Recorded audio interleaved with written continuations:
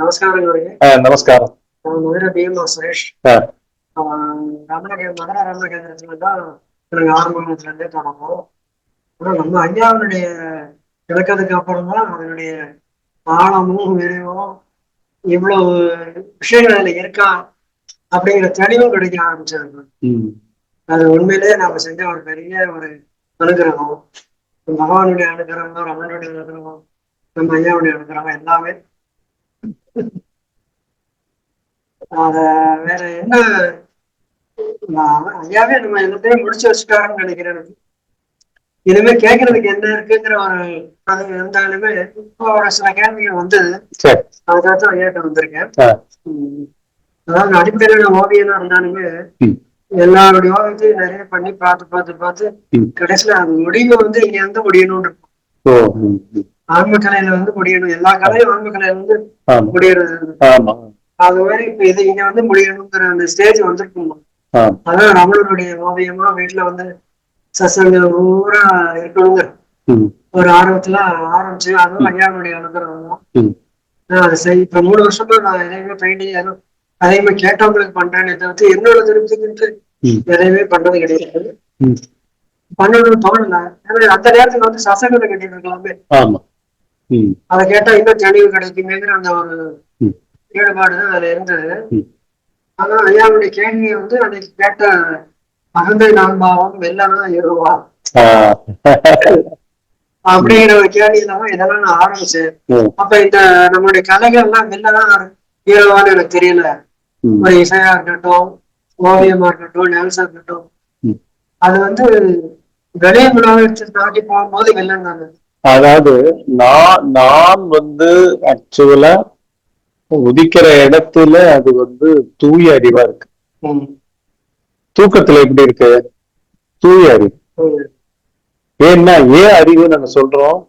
அங்க வந்து நிம்மதியாக தூங்குகின்றோம். நம்ம தானே சொல்றோம் நல்லா தூங்கினேன், நல்லா தூங்கலேன்றதையும் சொல்றோம். அப்படின்னா அறிவு சம்பந்தமா தூக்கத்திலையும் புத்தி அங்க இருந்துட்டு இருக்கு, சூக்ஷ்ம ரூபத்துல இருக்கு. சப்போஸ் வந்து நிம்மதியா தூங்குறீங்கன்னா அதுக்கு என்ன அர்த்தம்? ஆக்சுவலா எண்ணமே கிடையாது. சரியா தூங்கலைன்னா உங்களுக்கு என்ன தாட்ஸோ, என்ன கனவோ, என்ன அதாவது என்னென்ன பயங்களோ அதெல்லாம் பேக்ரவுண்ட்ல வேலை பண்ணிட்டே இருந்தா தூக்கம் வந்து டிஸ்டர்ப்டா போகும் இல்லையா? சோ அதையும் வந்து ஏதோ ஒரு அறிவு இருந்தா தானே தூங்கும் போது ஏதோ ஒரு அறிவு சுகமாக தூங்கினதையும் நினைவு கூறும்படி பண்றது. நனவு நிலையில எங்க பண்றது? அதே புத்தி அதே மனம் விழிப்பு நிலையில யார் மூலமா பண்றதுன்னு பார்த்தா விழிப்பு நிலையில எழுதுக்கிறத நான்கின்ற போலி அறிவு. அங்க வந்து சுத்தமான தூய அறிவு, அதுவே ஆன்மா, அதுவே இருப்பு. தூய அறிவு, தூய இருப்பு, தூய உணர்வு, தூய ஆனந்தமயமா இருக்கு. கலப்படமற்ற ஆனந்தம். அனந்த கோடி பிரம்மாண்டமான பிரபஞ்சமும் தூங்குறது. கரெக்டா? இது தருணங்கள். அந்தந்த தருணங்கள்ல தூங்குறதுன்னா அதுவும் ஒரு நிலை. அந்த நிலையிலையும் தூய அறிவு இருக்கு. தூய அறிவை உணர்ந்து இங்க மனிதனாக பிறந்தவனால வந்து அங்க போயே இருக்க முடியும். அதை வந்து உணர்த்துறவர் வந்து உணர்ந்தவர்.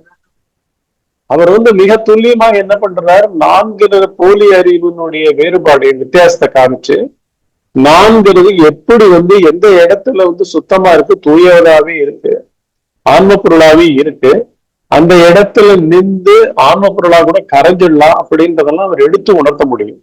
அதனாலதான் ஞானியினுடைய சந்நிதின்றது. சரி, எதுக்கு ஆன்ம பொருள்ல கரையணும்? அது என்ன இதுன்னு பார்த்தா இந்த 3 நிலைகளுக்கும் சுய இருப்பு கிடையாது. இப்ப தூக்கத்துல என்ன? தூக்கத்துல எதை எதிர்பார்த்து இந்த உடம்போ உயிரோ தூங்க போறது? நிம்மதிய, களைப்பை போக்கிக்கிறதுக்கு, தெம்பாறதுக்கு, என்னன்னு தெரியல, ஆனா ஃப்ரெஷ்ஷா இருக்கும். ஆனா நான் ஃப்ரெஷ்ஷா இருக்கிறவன் யாரு? புரியுதுங்களா? ஃப்ரெஷ்ஷா வந்து நினைப்புகளை நினைக்கிறவன் யாரு? அது மூலமா காரியங்களை செய்யறவன் யாரு? அனுபவங்களை அனுபவிக்கிறவன் யாரு? ஒவ்வொரு புள்ளிலையும் ஆக்சுவலா என்ன நடக்கிறது? அனுபவிப்பவன் அனுபவித்தல் மூலமாக அனுபவங்களில் தோய்ந்து கொண்டே இருக்கின்றான். அது இரட்டை மயமான அனுபவம். இன்பா இருக்கலாம், துன்பா இருக்கலாம், நல்லது இருக்கலாம், கெட்டது இருக்கலாம், எல்லாமே இருக்கலாம். ஆனா இப்ப ஒரு உண்மையை தேடுகின்றவர்கள், கதியை தேடுகின்றவர்கள், எனக்கு என்ன உண்மைன்னு தெரிஞ்சவங்க, இது உலகமோ கடவுளோ நானோ, 3 பேரும், இந்த 3த்துல எது ஆதார உண்மை, அது எங்க இருக்கு அப்படின்னும் போது என்ன பண்றாரு, உணர்ந்தவர் உனக்குள்ளதான் இருக்கு. சரி, எனக்குள்ள என்ன இப்ப எனக்குள்ள உங்களுக்குள்ள அப்படின்லாம் சொல்றதுக்கு அந்த எனக்கு, உனக்கு, நானு, என்னை, என்னால், என்னுடையக்குள்ள இருப்பதியா இதுன்னு பார்த்தா ஒரு நான்கிற ஒரு போலி அறிவு ரிஃப்ளெக்ட் ஆகிட்டே. அது எதை வச்சு ரெஃப்ளெக்ட் பண்றதுன்னு பாத்தீங்கன்னா, தனக்குள் பதிந்த அனுபவங்களை அனுபவிப்பவனாக, கேட்பவனாக, பார்ப்பவனாக, வரைபவனாக கூட. படத்தை பண்ணியிருக்கேன். ஆனா அது எனக்கு திருப்தி இல்லைங்கிற அந்த திருப்தி இல்லைங்கிறது யாரு இல்ல, இப்ப உங்களுக்கே தெரியுது. உங்களுக்கு திருப்தி இல்லைன்னு சொல்ல வைக்கிறது, திருப்தி இல்லைன்னு உங்களை பாதிக்கவே வைக்கிறது. ஆமா, ஏன்னா உங்களுக்கு நீங்க போட்டுக்கிட்டே வரீங்க, ஆரம்பிக்கிறீங்க, ஒவ்வொரு இதுலயும் வந்துட்டே இருக்கு. ஆனாலும் எங்கேயோ பிசகி இருக்கும் அப்படின்னு ஒரு நெருடல் உங்களுடைய புத்தி கண்ணுக்கு தான் தெரியும். கரெக்டா? இப்போ சமையல்ல கூட கரெக்டா இந்த வேண்டிய இது இருக்கு, சுவை இருக்கு அப்படின்றத என்ன பண்றோம், நாக்குல போட்டு பாக்குறோம். அப்ப நாக்குல போடும் போதே மனத்தையும் பாக்குறோம், மோர்ந்தும் பாக்குறோம், பிளேவர் எப்படி இருக்கு, கலர் எப்படி இருக்கு, அப்புறம் சுவை எப்படி இருக்கு, 3த்தையும் சிங்க் பண்றது எதுவா இருக்கும், புத்தியா இருக்கும். புத்தியில இருக்கிற பார்வை என்ன பார்வை, ஆக்சுவலா நானோட பார்வை. நான் என்றது போலி. ஏன் புத்தியினுடைய அத்தனை வித்தியாசம் அது தூய்மை நிறைந்தது. அதற்கு நம்மளுடைய நான் தேவையே இல்லை. தேவையே இல்லாமல் அதுதான் உண்மையான பொருளே, கடவுள் தன்மையே அதுதான். இது அதுல எழுந்து எழுந்து போறது. இது ஏன் எழுந்து போறதுன்னா, இது தன்னை உயிராகவும் உடலாகவும் உலகமாகவும் பாதிக்கிறதுனால ஒரு உடலை புடிச்சுக்கிட்டு போயாம ஒரு நனவு நிலையோ ஒரு கனவு நிலையோ தூக்கம் கூட திருப்பி திருப்பி வந்து கொண்டிருக்கும் நிலைகள். ஆனா இதெல்லாம் வச்சு ஒரு உண்மையை தேடுகின்றவர்கள், தாபம் கொண்டவர்களுக்கு என்ன பண்றாரு, உணர்ந்தவர வழி இருக்கு, உங்களுக்குள்ளேயே வழி இருக்கு. இந்த 3மே கிடையாது, இந்த 3 ஒண்ணுக்குள்ள இருக்கு. புரியுதா? இந்த 3 வளைய இருக்கு, ஆனா 3 ஒண்ணுக்குள்ள இருக்கு அப்படின்னு சுத்தி காமிக்கிறாரு. அதனாலதான் உங்களுக்கு குரல் எப்படி தெரியும், நீங்க வரைகிற படம் தான் ஒரிஜினல் வச்சிருக்கேன் ஒரு சைடு, இந்த சைடு வரையில. அதனால உங்களுக்கு திருப்தியின்மை எப்படி வரும், என்னமோ சரிபட்டு நம்ம வரலாம். ஏன்னா ஒரிஜினல் மாதிரி இது இல்லை அப்படின்னு ஒரு நெருடல் வரும்போது வித்தியாசங்களை கூர்ந்து ஆராயிறது. அதேதான் புத்தி தான் வரைந்தவர், வரைதல், வரையப்பட்ட ரமணர் கூட ஒரு இந்த இடத்துல ரமணர்னு வச்சிருக்கேன். சோ அதை பார்க்கும்போது இதெல்லாம் என்னவோ இருக்கு. சோ இதை கரெக்ட் பண்ணும், ரீடூ பண்ணும், ஃபுல்லா ஆரம்பிப்போம், பரவாயில்ல அப்படின்ட்டு. ஃபர்ஸ்ட் ஆஃப் ஆல் அந்த புத்தி கண்ணுக்கு எப்படி இந்த மாதிரியான இது, அது எல்லா டேலண்ட்டுமே டேலண்ட்ன்றது தனிமைக்கு தான் அனுப்பும். கரெக்டா? பண்ண பண்ண பண்ண சித்திரமும் கைப்பழக்கம் தான். ஒவ்வொரு ஸ்ட்ரோக்னோட அகலம், நீளம், டெப்த் அப்படின்னு ஒண்ணு நீங்க பண்றது எப்படி பண்ணுவீங்க, இப்படிதான் பண்ணுவீங்க. சோ அது எங்க ஆக்சுவலா விரல்ல பழகிறதா இருக்கட்டும், பைக் ஓட்டுற ஞானமா இருக்கட்டும், ஸ்விம்மிங் கத்துக்கிற ஞானமா இருக்கட்டும், எல்லாம் எங்க போய் பதிய போட்டு அதி சூக்ஷ்மா, இந்த சூழ உடம்பு மாதிரி இல்லாமல் அதி சூக்ஷ்மா இருக்கிற புத்தியில போனது. அது அறியாமையா இருக்கட்டும், அஞ்ஞானமா இருக்கட்டும், தப்பா கத்துக்கிறதா கூட இருக்கட்டும், பதிஞ்சுட்டே இருக்கும், ரெக்கார்ட் ஆயிட்டே இருக்கும். அது ஒரு ரெக்கார்டிங் இன்ஸ்ட்ருமெண்ட். அது என்ன மாதிரி ரெக்கார்டிங் பாத்தீங்கன்னா, தாவர இது மாதிரி உயிரியல் மாதிரி ரெக்கார்டிங், ஆட்டோ பயோ மெக்கானிசம். நம்மளுடைய ஹார்ட் டிஸ்க் எல்லாம் இருக்கு இல்லையா, ஹார்ட் டிஸ்க் எல்லாம் வச்சிருக்கோம் பாத்துருக்கோம் இல்லையா, ஆட்டா போல சிம் கார்டே வச்சிருக்கோம், மெமரி கார்டு. ஆமா, மெகாபைட்ஸ். இது டைம் அண்ட் ஸ்பேஸ் பூரா அதுல இருக்கு. அதுல நம்பன்னு சொல்றது நான், போலி நான் முனையிற அத்தனையும் ரெக்கார்ட் ஆகும். அப்புறம் பிடிக்கலன்றதும் ரெக்கார்ட் ஆகும். எனக்கு வேணான்றதும் ரெக்கார்ட் ஆகும், வேணும்ன்றதும் ரெக்கார்ட் ஆகும், நல்லதும் ரெக்கார்ட், எல்லாம் ரெக்கார்ட் ஆகும். என்ன வேணும் அது ரெக்கார்டிங் இன்ஸ்ட்ருமெண்ட். புத்தி ரெக்கார்டிங் இன்ஸ்ட்ருமெண்ட். இப்ப வந்து ஒரு உண்மையை தேடுறவனுக்கு வந்து இந்த ரெக்கார்டிங் இன்ஸ்ட்ருமெண்ட் வந்து கிளீன் பண்ணப்படணும், சுத்திகரிக்கப்படணும். அப்படின்னா என்ன அர்த்தங்க? எனக்கு வந்து எக்ஸ்டர்னல் ஹார்ட் டிஸ்க்லயோ சிம் கார்ட்லயோ ஃபார்மேட் பண்றதுன்னு ஒரு பட்டனை தட்டினா எல்லாத்தையும் அழிச்சுட்டு வந்துட்டு டோட்டலா அது வந்து 1 TB-னா 1 TB காமிக்க போகுது பேலன்ஸ். ஆரம்பத்துல இவ்வளவு இருக்கு அப்படின்னு காமிச்சிட்டு போகுது. இதுல எப்படி பண்றதுங்க? இது என்னத்தை அழிக்கிறது, யாரை அழிக்கிறது, எதை அழிக்கிறது அப்படின்னு நீங்க கேட்டீங்கன்னா இது பேரு வந்து சித்தம் சுத்திகரித்தல். அது எப்படி நடக்கும்னா, இந்த இப்ப இருக்கிற நான் என்ற அது என்ன அறிவோ அது மூலமா தான் புத்தி செயல்பட்டு இருக்கு. கரெக்டா? நீங்க வரையறதா இருக்கட்டும், நீங்க பேசுறதா இருக்கட்டும், எல்லாமே வந்து BMR சுரேஷ் என்ற அனுபவ வாசனை பொருள் ரிப்பீட் பண்ணிட்டே இருக்கு. இது வந்து வழிவிடம். இந்த வேகமா எழுந்து ரெப்படிஷன் ஆறதுக்கு முன்னாடி நீங்க நிதானிக்கிற அளவுக்கு உங்க பார்வை வந்து கூர்மப்படும். புரியுதா நான் சொல்றது? அதாவது வந்து இப்ப வந்து இது வந்து படத்தை பொறுத்த வரைக்கும் நீங்க ஃபுல்லாவே நீங்க புதுசா வரைகிற அளவுக்கு தகுதி இருக்கும். 100% ஒரிஜினல் கொண்டு வந்துருவீங்க, இன்னும் பியூட்டிஃபுல்லாவோட கொண்டு வந்துருவீங்க. சோ இதெல்லாம் பண்ணிடலாம். ஆனா இங்க வந்து நானுன்றது எல்லா இடத்துலயும் போலி அறிவாவே இருக்கிறதுனால அது உண்மையான அறிவு இல்ல.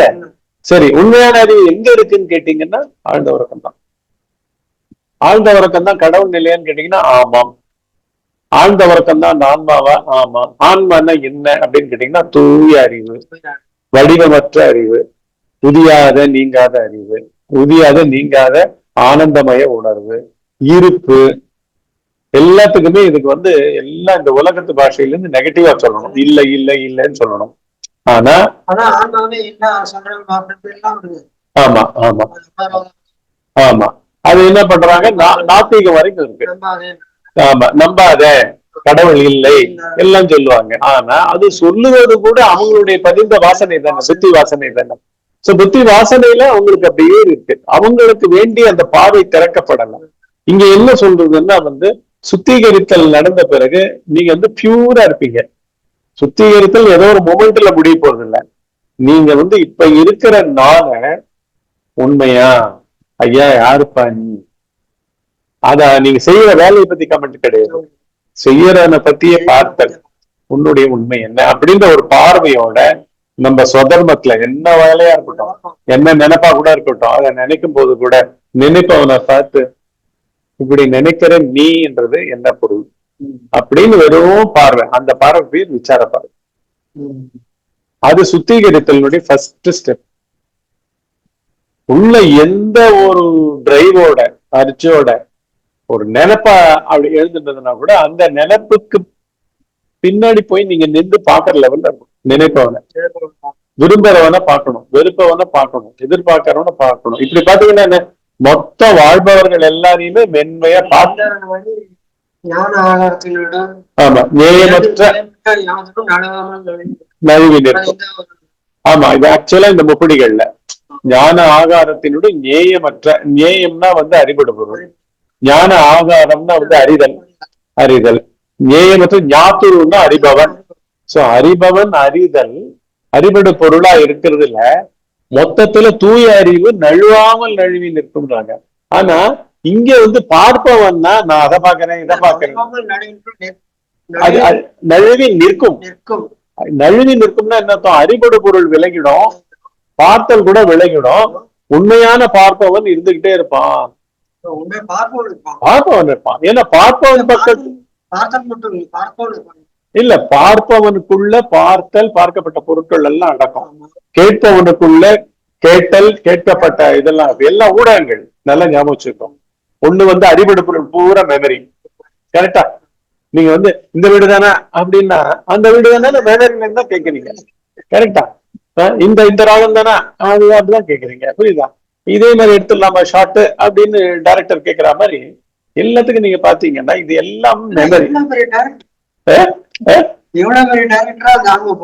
ஆமா, அது அது ஒத்தர் தான் வந்து அது அந்நியமா விடல. சிவசக்தி தாண்டவங்க இருக்காலே பெரிய ஆமா, உலகமே அப்படித்தான் பிரபஞ்சம். கொஞ்சமும் நம்ம நிறைய பார்க்க முடியல. ஆமா, இல்ல நம்ம பாக்குறதுன்றதை விட நம்ம பார்க்கவும் முடியாது. இந்த நானுக்கு அந்த தகுதி கிடையாது. அதனாலதான் இது வந்து பார்ப்பவன், பார்த்தல், பார்க்கப்பட்ட பொருள் அப்படின்றதுல இந்த பார்ப்பவன் ஆக்சுவலா ஆன்மா. ஆமா, மாணிக்க வாசகர் அதான் சொல்றாரு, தாய்மானவரும் அதான் சொல்றாரு, பகவானும் எல்லாம் அதான் சொல்றாங்க. ஏன்னா அது வந்து அறிவுமயமானது. அத வந்து உடம்பா இருக்கிற நான் வந்து விஷமத்தனம் பண்ணிடும். புரியுதுங்களா? நம்மள வரைகிறவனா மாத்துறது. நீங்க இதே வந்து அதுதான் வரைகிறது என் மூலமா அப்படின்னு சமர்ப்பிச்சு வரைஞ்சீங்க வச்சுங்களேன், அப்படிதான் நடக்கும். இப்ப நீங்க பண்ண வைக்கிறீங்க, நான் அதை பண்ணவே இல்லை.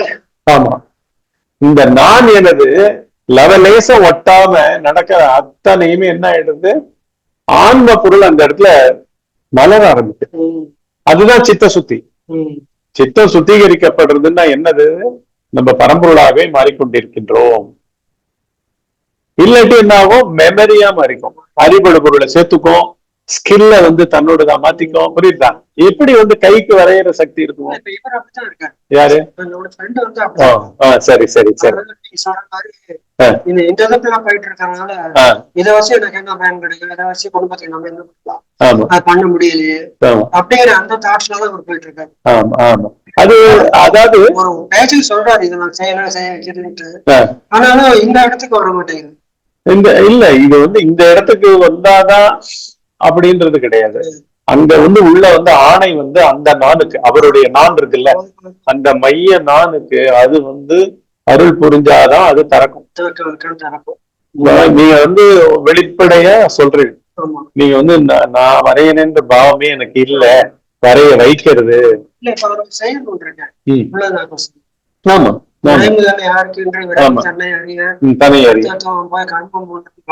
ஆமா, சித்தமா முக்தி நிலை இதே அப்படின்னு வரும். அதான் எல்லாத்துக்குமே வினை புரிபவன், அதுல புத்தியில நினைப்பவனா இருக்கட்டும், வரைபவனா இருக்கட்டும், வாழ்பவனா இருக்கட்டும், அடைந்தவனா இருக்கட்டும், இது வந்து எல்லாமே வினைமயமா இருக்கு புத்தி.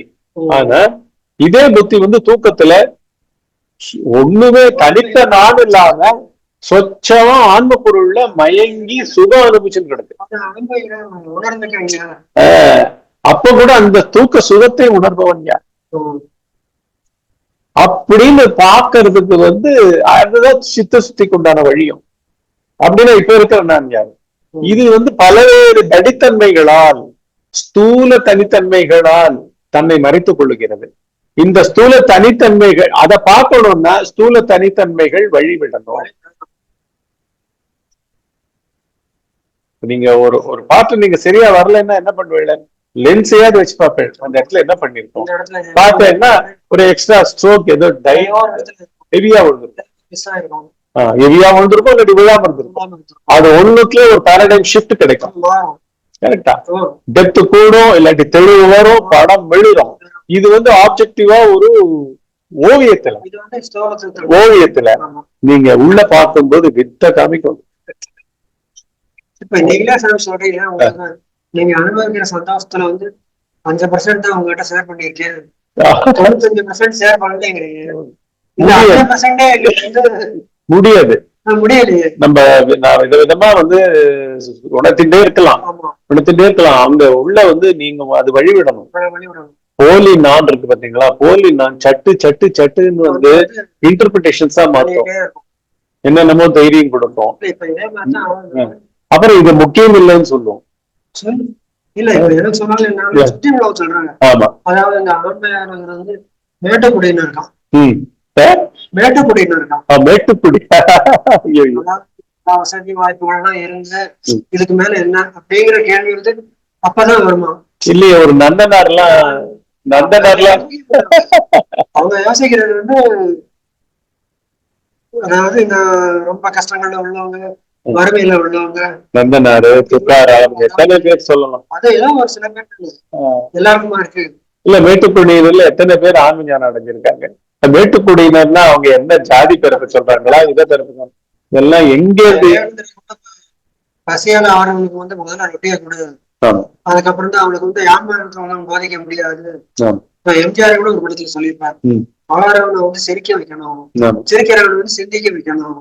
அப்படி ஸ்டெப் பை ஸ்டெப்பா தான் கொண்டு போக முடியுமே தவிர எடுத்த உடனே எல்லாருக்கும் யாழ்ப்பாணத்தை வந்து கொடுத்தா முடியாது. இது அதாவது யார் வந்து தீர்மானிக்கிறது இது எடுத்த உடனே, இல்லாட்டி நடுன்னு சொல்றதுக்கு இதுதான் ஃபைனலுக்கு வந்திருக்காங்க. கிளாஸ் எப்படி தரதாரம் பிரிக்கிறது எல்லாத்தையும் பண்றது அது. இப்போ வந்து ஆனா வந்து பொதுவுல அது இப்படி இருக்கு, அது தயாரா இருக்கு, அது சித்தமாய் உள்ள பொருள் ஏன் சொல்லப்படணும்? புரியுதா? சித்தமாய் உள்ள பொருள்னா என்ன அர்த்தம்? எல்கேஜி குழந்தைக்கும் அது இதுவாகுது. புரியுதா? புரியுது. நம்ம அது மாதிரிதான் இருக்கும். ஒரு நிமிஷம் அதை விட்டு நம்ம எங்கேயும் போக போறது கிடையாது. அதுக்காக உள்ள பொருளை போய் நம்ம இல்ல இல்ல நீங்க. ஆமா ஆமா. அதனால வந்து இது எல்லா விதமான கருத்துக்கள்லாம் இருக்கும் எல்லாம். ஆனா ஒரு நம்ம அது வந்து இப்ப வந்து கேள்வி கேட்பவர்கள் அப்படி குழப்பம் அடைந்திருக்கிறார்கள். நம்ம அவளை விட்டுடலாம். இல்ல அது அவளுடைய அது வந்து வாசனை விதம் வந்து மீறி என்ன பண்றது, ரொம்ப டஃப் கிஃப் அப்படின்லாம் பேசி அப்புறம் நம்ம இப்ப நான் வீட்டுல தானே இருக்கேன், சகஜமா வீட்டுல மொபைல்ல கொண்டு வந்து கொடுக்குற லெவலுக்கு அவன் எனக்கு கொடுத்துருப்போமா இல்லையா? அப்படின்னா என்ன அர்த்தம்? இங்கதான் களமே. நீ காட்டுக்கு போனா களம் கூட கிடையாது. ஏன்னா நீ எடை போடுற உன் புத்திய இங்கதான் எடை போடுவேன். காட்டுக்கு போன பிறகு எடை போடுறதுக்கு என்ன இருக்கு? அவங்களதான் விட்டுட்டு தானே போயிருக்கேன், உலகத்தையே விட்டுட்டு தானே போயிருக்கேன். உனக்கு இரட்டைகளே இருக்காது. அப்ப எடை போடுறதுக்கு கூட ஒண்ணும் இல்லையே. சோ எங்க இருக்கோ அந்த இடத்துலதான் சாதக களமே. அந்த உலக வாழ்க்கை உணர்ச்சி எண்ணம் அது சொல்றேன். அது பேர் தான் அப்படின்னு நினைச்சா நனவு நிலை வாழ்க்கையோட முடியுது. அதான் அப்படியே போகும். ஏன்னா வந்து இது பேர் தானே அறியாமைன்னு பேர். தெரியறவங்களுக்கு மீறி வர முடியாதுன்னு நினைச்சுறாங்க. இல்ல நீங்க வந்து ஃபர்ஸ்ட் ஆஃப் ஆல் எதையுமே பிராண்ட் கூட பண்ண வேண்டாம். ஏன்னா மாயைனா யாருக்கு மாயை? திருப்பி அறியாமைனா கூட எந்த உடம்புக்கா, புத்திக்கா, மனசுக்கா, என்னன்னா பாரு. நம்ம என்ன வெறும மாயைன்ற வார்த்தைய விளக்கிட்டு இருக்கோம் இல்லையா? நீங்க சொல்ற மாதிரி மனசுக்கு வேலை கொடுத்துட்டே இருக்கணும். மந்திரம் ஜபம் பண்ணணும், பிரார்த்தனை பண்ணணும், கோயிலுக்கு போகணும், அது பண்ணா போகும். நம்ம வந்து எல்லாத்தையுமே அப்படியே நம்ம வந்து கரணங்கள்னு சொல்லப்படுற மனம் புத்தி அகந்தையும் உயிரையும் உடலையும் உலகமா இருக்கிற நாமரூபங்களையும் எல்லாத்தையுமே விவரிச்சுட்டு இருக்கோமே. இதுக்கும் மேல வந்து நான் இழுத்து மாயையை போட்டுப்பேன், நான் இல்ல இதெல்லாம் டஃப் அப்படின்னா வந்து அது அவங்களுடைய அப்பேற்பட்ட பவர்ஃபுல் வாசம். கரெக்டா? அதை மீறி அவங்களால வர முடியல. இல்ல அப்படின்றது கூட அவங்களோடது. ஒவ்வொரு செகண்டும் உங்களை இன்ஃபுளுன்ஸ் பண்றதுக்கு உங்களுடைய தாட்ஸே இருக்கு. கரெக்டா? ஏன் அந்த தாட்ஸ் வரணும்னா வாசனை பவர்ஃபுல்லா. நான் வந்து ரெடி ஆக மாட்டேன், எனக்கு வேண்டாமே தப்பிக்க பாக்குறது. ஓ ஸ்கூலுக்கு போக வேண்டாம்னு நினைச்ச பையன் எவ்வளவு வேணா பண்ணுவான்ல, ஆகாத்தியம் பண்ணுவான்ல, விதவிதமா ஆகாத்தியம் பண்ணுவான்ல. டீச்சர் சரியில்லைன்னுவான், ஸ்கூல் போனாலா இருக்குன்னுவான், எனக்கு வயிற்று வலிக்கிறதுன்னுவான், எல்லா விதத்துலயும் எப்படியோ சாம வேற தான தண்டை எடுத்து அன்னைக்கு ஸ்கூலுக்கு போக கூடாது, ஏன்னா வேற எதுவும் இன்ட்ரெஸ்ட் இருக்கு. அதே போல இந்த நான் வந்து நம்மளை கண்டுபிடிச்சிட கூடாது. நம்மளை கண்டுபிடிச்சா எக்ஸ்போஸ் ஆயிடுவோம். எக்ஸ்போஸ் ஆச்சுன்னா நாம இருக்க முடியாது. இந்த தேகத்தை இடமா வச்சுட்டு வசிக்க முடியாது, அறியாமை மயமா வாழ முடியாது. அப்படின்றது நிறைய பேருக்கு இது வேண்டியதா இருக்கு. அதை நேரடியா சொல்லவும் முடியாது. எல்லாத்துக்கும் போனோம், எல்லாத்துக்கும் போனோம். பசிச்சு நான் சாப்பிடணும், எல்லாம் பண்ணோம். ஆனா தெரிஞ்சுக்கணும், சாப்பிடுற வாய் சாப்பிடுறதா எங்க போறது?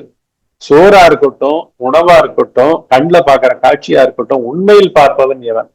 உண்மையில் சாப்பிடுபவன் எவன்? உண்மையில் உயிராக இருப்பவன் எவன்? தெரியுமா இல்லையா? இதெல்லாம் இப்போதைக்கு என்னவா இருக்கு? நான் என்னதான் இருக்கு. இந்த நான் என்னதை நம்ம பிரிக்கிறோம். இது பேர் தான் ஆன்ம ஞானம். இதை காதுல போட்டுக்கோ, எப்ப திறக்கிறதோ திறக்கட்டும். நீ பண்ணாம போ, தீவிரம் காட்டாம இரு. ஆனா எல்லாருக்கும் பொழுது உண்டு, எல்லாருக்கும் டைம் இருக்குங்க. ஏன்னா இல்லாட்டி இது வந்துகிட்டே இருக்கும். நேத்தி வரைக்கும் எனக்கு ஆசை மயமா பற்று மயமா அந்த உலகத்துல இருந்தேன்னா நேற்று ராஜ தூக்கத்தோட நான் முடிச்சுக்கலையே, இன்னைக்கு எழுந்துப்பேன்ல, விஷய வாசனை இங்க வந்துடும் இல்ல.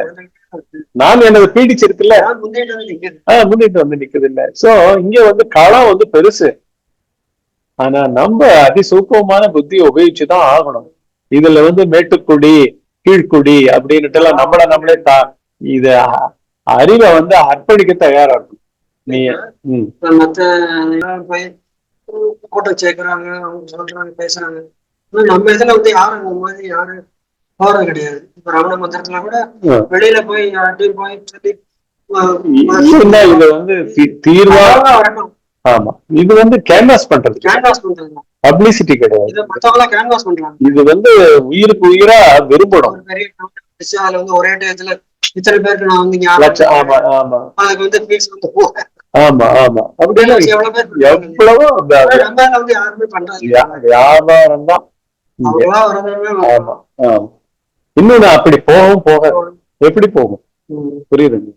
வெளியில ஒரு டியூஷன் கோர்ஸ் மாதிரி ஒரு ஆப்ஜெக்டிவா நான் புக்ஸை கொடுக்கறதோ, நோட்டை கொடுக்குறதோ, ஸ்டெப்ஸ் மெத்தட் எல்லாம் கொடுக்கறதோ, ஒரே மெத்தட் என்ன, நம்ம சித்தம் சுத்திகரிக்கப்படணும், நம்ம தான் வெறும பார்த்துட்டு அதுக்கு நம்ம வாழ்க்கை தான் ஃபீல்டு, ஒவ்வொருத்தருடைய வாழ்க்கை தான் ஃபீல்டு. அதை விட்டு விலக வேண்டாம், எந்த உறவையும் கசந்து கொள்ள வேண்டாம், எந்த உறவை விட்டு விலக வேண்டாம், எந்த பணத்தையும் விட வேண்டாம், எந்த சௌகரியங்களையும் விட வேண்டாம், எந்த இதுக்குன்னு எனக்கு வியாதியோட தான் கிடப்பேன், எனக்கு இதுவே வேண்டாம் துறவு அப்படின்லாம் ஒண்ணுங்க. எதுவே எல்லாமே கான்செப்ட்ஸ். யாருக்கு இது?